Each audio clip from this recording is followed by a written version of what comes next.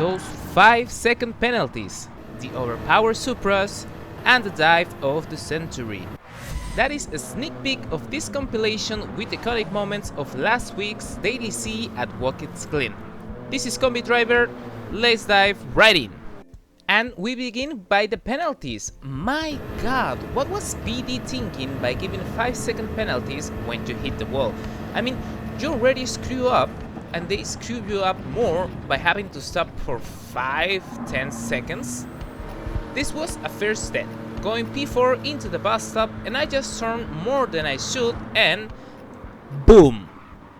I meet my fate with barrier, and that was already annoying, and I lost 5 seconds in addition.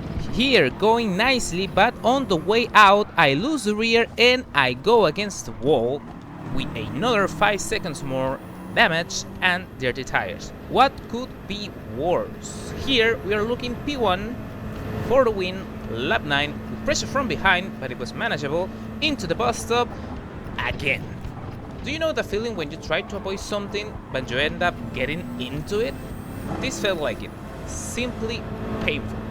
Here is from another angle from P2. Look at that, I mean, it was just, yeah, a mistake, but also heartbreaking. Now, moving on. The Supras. Those cars are OP right now. We are lap 1 into the long flat-out section. This Supra has a slipstream and goes to the left. I go defensive, trying to protect the inside, but he goes by me effortlessly. Does this look familiar? Will have his rear wing open wide. There it goes, and he just breezes down the inside. That looked like F1 against F2, given the pace difference. And for Gran Turismo 7, that will be like Group 3 against Group 4. But now, look here. There is the Supra of Nico and the Supra of the Brazilian down on the back, and they are approaching both with the slipstream, and look at them. I'm just a sitting dog. I'm not against speed, of course, but I prefer the racing as well, even though that was a nice overtake, if I say so myself. Next, the carnage. Inevitable carnage, and the bad driving as well. And again, we are at the bus stop on the Nissan GTR 18. We take this corner nice, but a Supra ahead is way off. What is he going to do? Of course, rejoin at full speed. It was okay until he loses it again, and I avoid him almost, but that was very close. That gets me out of shape and into a side-to-side battle against a Jay Booker, who was actually the bigger winner in this incident, and let me show you why. He's coming out of the bus stop into the long loop, and he looks at all the shenanigans up front, so he looks at the precise moment to accelerate and performs a Moses maneuver, gaining 3 positions and now 1 more, as he is going to gain on me on this turn 6. From 10 to 6, and he is looking to get some more positions, but he doesn't get them quite. Still, well done. Now this is a different race. Coming out of the bus stop out of shape, we were handling this properly side to side. Now here into turn 6, as you're gonna see, I brake a little bit early, but the Supra in front brakes more, making me bump him, and then the Porsche bumps, making me lose control and causing a big one. But here we have our biggest winner from this situation, coming from the back, looking at all that mess, and then he puts his faith in ghosting and dives in at full throttle, making it in one piece.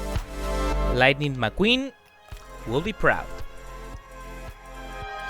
Moving on, we have the battle with this Supra. Now, he goes all out of shape into the long loop, and now for maybe go on the inside.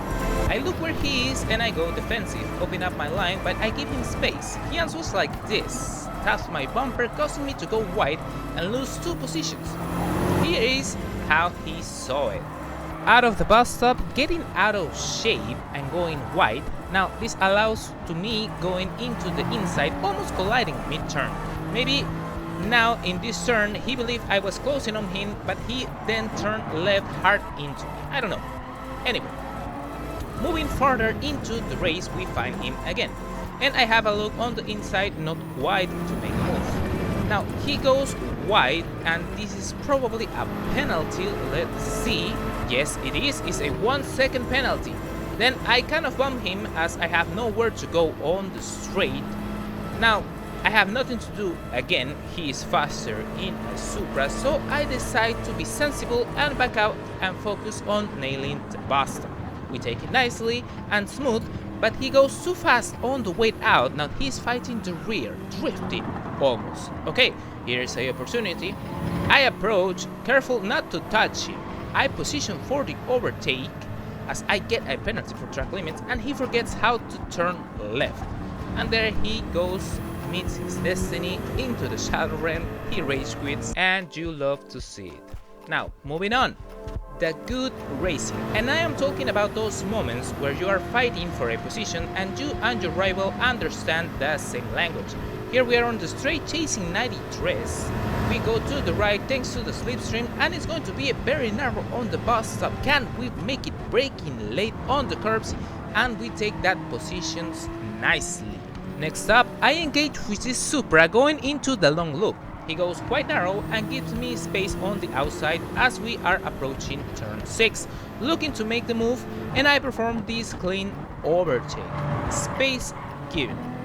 But now he is on the chase on my slipstream with a Supra.